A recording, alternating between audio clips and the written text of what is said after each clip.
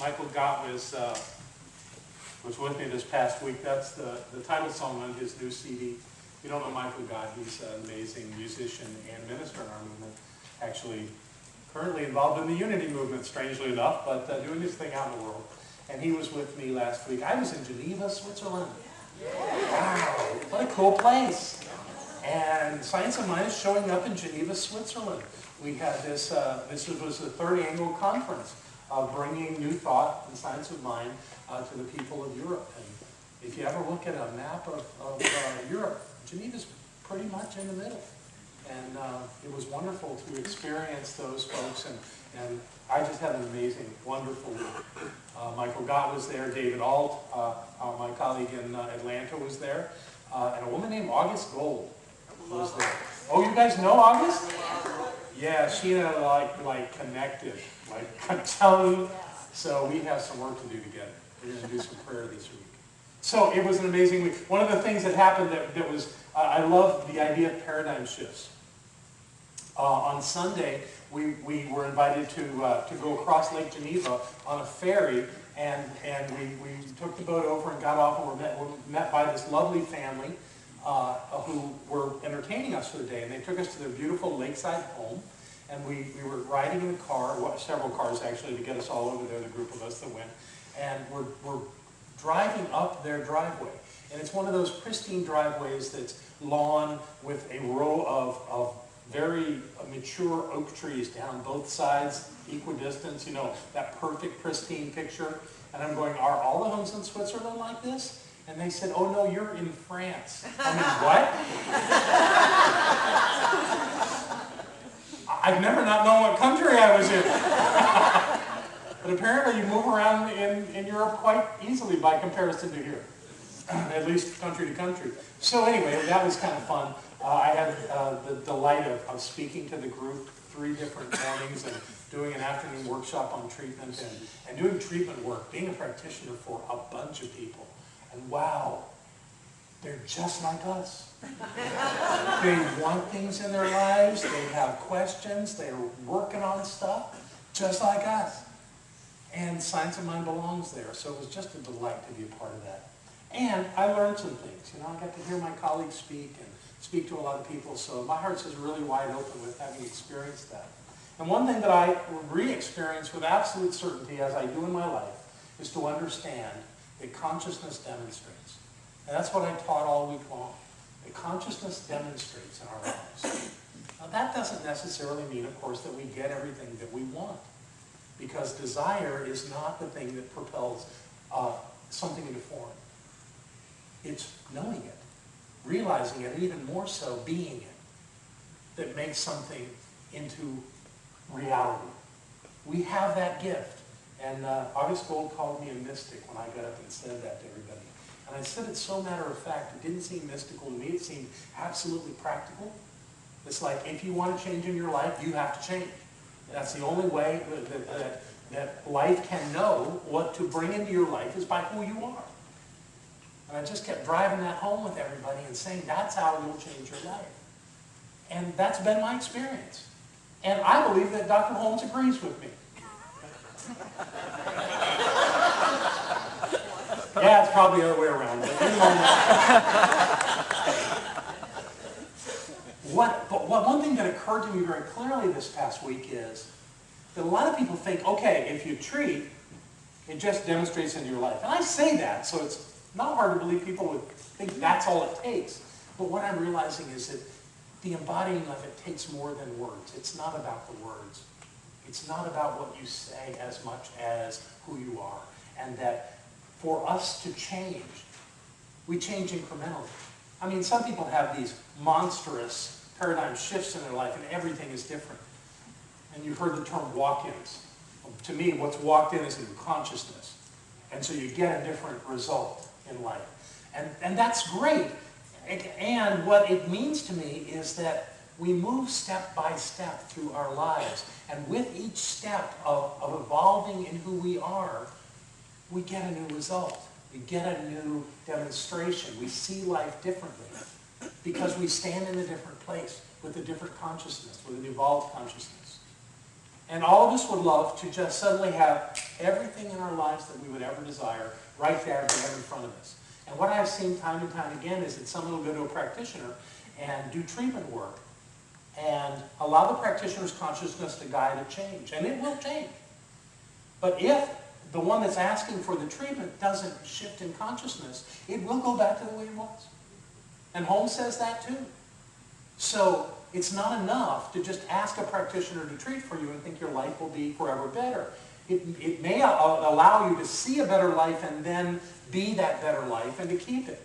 So that's very possible. But if you stay in the thoughts that you had before, you will go back to the demonstrations you lived in from that point. So how do you change that? I think you change it step by step. I think you do it incrementally.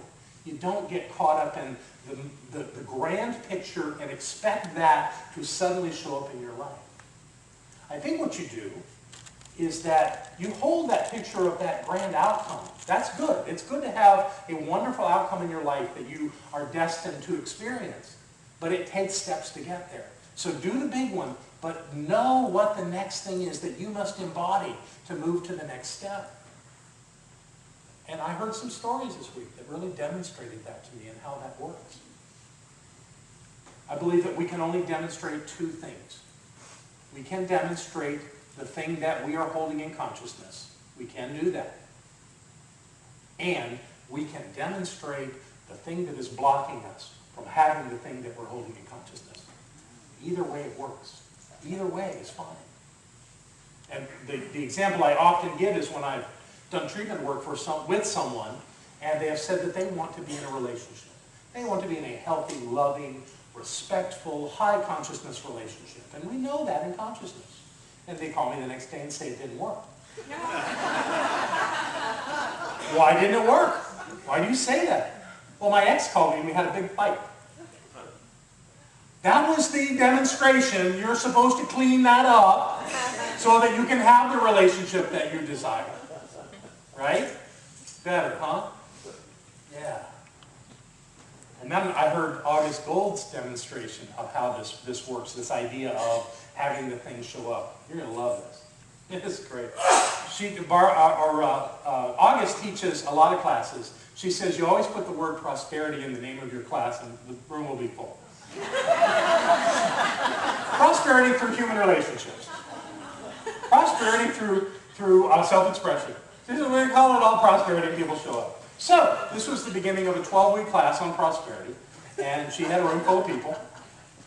And one of them, they shared, and one of them said that she wanted just a greater, expansive experience of prosperity. Great, we'll know that. We'll work on that for these 12 weeks. How wonderful. By the end of the class, she does her spiritual mind treatment, and off they all go. Her class at the time was in New York City. Not sure which borough. I think maybe Manhattan, but I'm not sure. Anyway, she's in class, kind of finishing up, doing whatever she had to do, and this woman walks back into the class, and she is angry. And she's headed right for August. And so August braces herself and says, "What happened?" The woman says, "Well, is this what you call prosperity? My car got towed." And August is going, "You think I did that?" And August did what she could to reassure the woman that it would all work out. However, apparently, if you get your car towed in New York City, they tow it to the most awful sections of the entire city. You know, the edges of the Bronx. Dark, fearful places. And they make you go there and pay mass sums of money to get your car back. And apparently this woman didn't have the money. So dejected, feeling like this is just a screwy experience, she went to a bar. Apparently a bar she goes to often because she knew the bartender. She walks into the bar and the bartender says, "Hey, how you doing?" She pulls up a stool and says, "Sucks." What happened? My car got towed. I need $350 to get my car out. And the bartender says to her, "I'll give you $350. You will?" Yeah? You give me that silver necklace you're wearing. You know, you made that silver necklace 3 years ago. And I've been asking you to make me one since then. But you're too selfish to make me one of your beautiful necklaces. It is so beautiful. But you keep it for yourself. You make all these other beautiful things and you wear them, but you don't share them with us. I give you $350. You go get your car, but I get the necklace. She did the deal. And the deal informed her of something. That she was quite the jewelry maker. And so what happened over the next 11 weeks of class? She shifted from being an IT specialist to a jewelry artist. And now she is in galleries with her jewelry. Her things are so beautiful. And she sells lots of jewelry and makes many, many more times the money that she made as an IT specialist. All it took was having her car towed. A demonstration of freedom. So in your life, when things look dire and desperate, the first thing to understand, you created that. That's not a blaming statement. That means you are so powerful, you are so incredibly powerful, you could create in your life an experience that is so profoundly moving in you that it'll cause you to see who you are. Wow, what an idea. What an idea. There's another story that I heard. Actually, I heard this one at a seminar, and it really touched my soul. About Howard Thurman. Anybody here know who Howard Thurman is? One of the greatest thinkers in American history. African-American man, grew up, lived in the last century, did amazing writings. What is that thing we read at your licensing by Howard Thurman? Keep fresh before me the moments of my high resolve. Whoa, man, that man can think and write. So this is a story about, he lived in the Northeast, had a family, had a couple of little girls, and moved back down to his home state of Florida. I can relate. And in this was before the 1960s, so it was a time when it was very difficult to raise a family in Florida that was African American. But he went to the school with his daughters to find a place where they would be educated in a segregated environment. And after they met with the teacher and made their plans, they were walking back out to their car. There was a park nearby. There were swings in the park. And his two girls said, "Daddy, we want to go swing on the swings." But Howard knew that they couldn't go swing on the swings. It wasn't allowed. That was for white children. And he said, "You can't go do that, girls." And they wanted to know why. Of course they wanted to know why. He said, "We'll talk about it when we get home." So they got in the car and they drove home.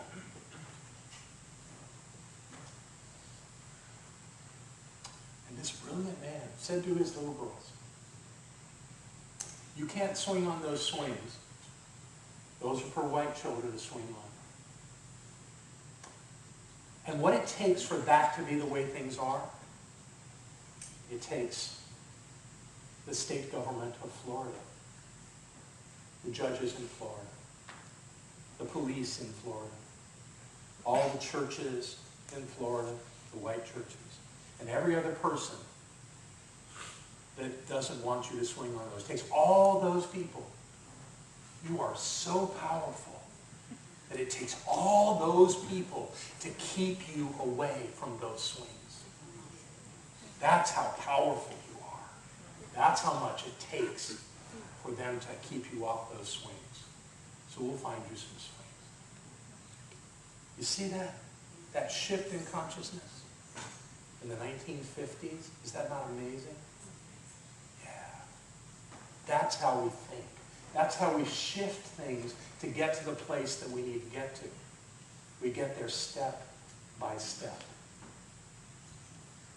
Dr. Holmes says, what we demonstrate today, tomorrow, and the next day is not as important as the tendency which our thought is taking. The dominant attitude of our mind. If every day things get a little better, a little happier, a little more harmonious, a little more health-giving and joyous, If every day we are expressing more life, we are going in the right direction. We do that step by step. We move our consciousness gently as we need to get where we need to get. It's okay to have a little tension in your life. It's okay to know you're not at the place you want to be yet. It's fine to be there. Let that be okay. Use that as an energetic tool in your life to get there and to know what the next step is, to know in consciousness what the next step is. Now, in life, most of the time, we are not burdened with great drama or upset or fear. We're able to get up in the morning and set our course and get to that next step. We're able to do that if we'll pay attention to it. And we'll get where we're going without question. But another story that I want to share with you has to do with a woman that didn't have that opportunity at a point in her life. This too was back in the 1950s or 60s. That she was on an airplane traveling in the Caribbean with her father, and it was late at night, and the engine of the aircraft failed and went into the sea. It crashed into the sea. And in the experience of that, the plane sunk, and she was not able to get any kind of life preserver on. So she was in the ocean and moving away from whoever was there alive in the water around the plane. So what do? What do? It's dark. There could be many sharks. You just don't know. What do? Well, you're kicking as hard as you can to stay afloat. Do you start praying to a God to save you? Maybe. That's not what this woman did. What this woman did was phenomenal. She prayed to be able to swim for 10 minutes, to be able to keep her head above water for 10 minutes. That's all she asked, just 10 minutes. Give me the strength to swim for 10 minutes in this water. Well, the 10 minutes passed. There was no sign of anything coming to her. So she claimed another 10 minutes. That she could kick and float and hold herself above water for another 10 minutes. And when that 10 minutes was done, she called for another 10 minutes. And she did this throughout the night, never requiring more than 10 minutes. Only 10 minutes. But after time, the sun came up, and the rescue plane spotted her and pulled her out of the water. They got her out of the water and to shore, where she was reconnected with her father. She only wanted 10 minutes. We can do 10 minutes. We can do some little thing and be absolutely clear that we can do the 10 minutes, or the little thing, the little part, whatever it takes, whatever it is, I can do that and do it. And then do the next one. Steps. Step by step by step. This is not only how we can live our lives and not be overwhelmed and yet progress toward that ultimate outcome that we desire. It's how we can be in the world. It's how we can be as a species. You know, we hold out lofty ideas for how we can be as a species, and I am fully aware that we really only function at probably an adolescent level as a species. We're just starting to figure out what we can do. We're just starting to figure out who we are. And that's exactly where we need to be right now. And we're evolving. One thing that I think I've demonstrated in the past we're evolving on is the idea of peace. We live in the most peaceful time in history.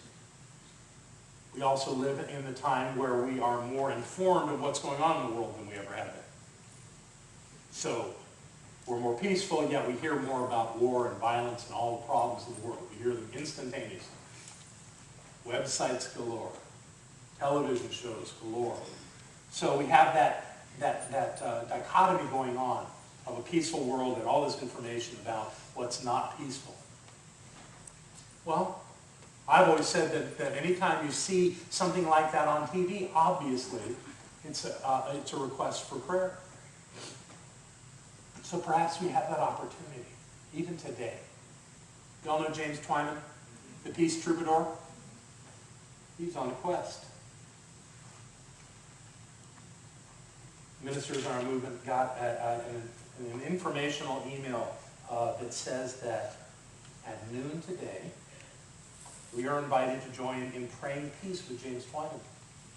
That he already has over 100,000 people in the world that will be joining at precisely noon Eastern time around the world praying peace for Syria and Egypt. Right now, James Twyman is performing a concert in the Middle East. And the prayers begin in a minute. This is our opportunity to join in consciousness with people all over the world. Not to fix anything, simply to know the truth.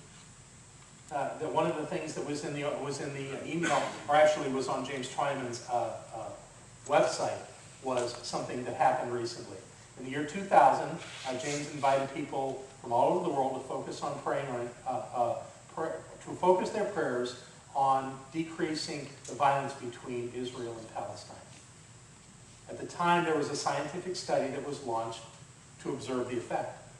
During the vigil, and for the next 3 days, the entire region saw a violent crime drop of over 25%. So don't think we don't have the consciousness to change the world. We do. We do, step by step.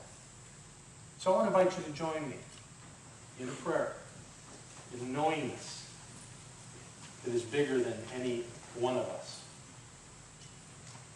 To know that there is a power in the world, as Ernest Holmes says, a power for good, greater than we are. And we can use it. And I invite us all to use it right now. To be centered in who we are, knowing peace at the point of us. Peace, that quality of the divine, that place of knowing that all is well, that place where love is revealed, where joy is revealed, where life shines. Yes. That place where we are centered in the magnificence of who we are, where we share it with the world.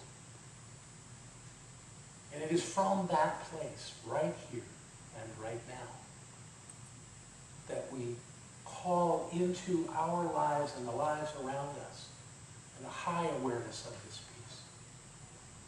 We feel it in this room, on this sacred ground, in these ancient mountains of Asheville, North Carolina. We feel it all across North America. We feel it around the world. For we have the consciousness of the divine. The consciousness that created this cosmos is active right here, right now, in this knowing. And I invite each of us to envision these places called Syria and Egypt. And we envision them not as the facts that exist now, but as the truth of the presence of the divine as absolute peace. And however that looks to you, be there right now in the midst of those places, those countries, where love prevails, where children can play in the streets joyously, where people can tend to the needs of their families, where there is cooperation and support.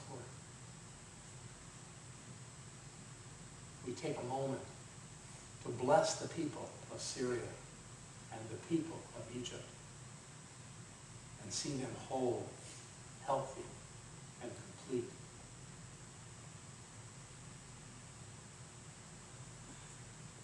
And we know as we do this work, this clear intention prevails. And all else falls away. For the greatest knowing of life is peace, power, beauty, love, joy, life, and wisdom. This is the truth of who we are. It is the truth of all life. God is all there is. as much as this that we now know touches the lives of those in Egypt and Syria, it touches our lives. It is available to anyone and everyone that seeks to know peace. We take this energy and we use it to the betterment of the evolving consciousness of humankind. And because of us, right here, right now, as that divine presence, the world is indeed a better place.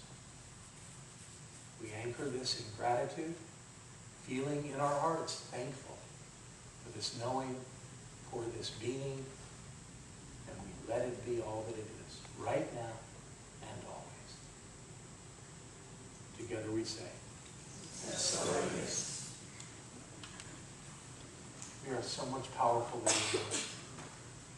We have so many wonderful things to do, and we'll do them step by step.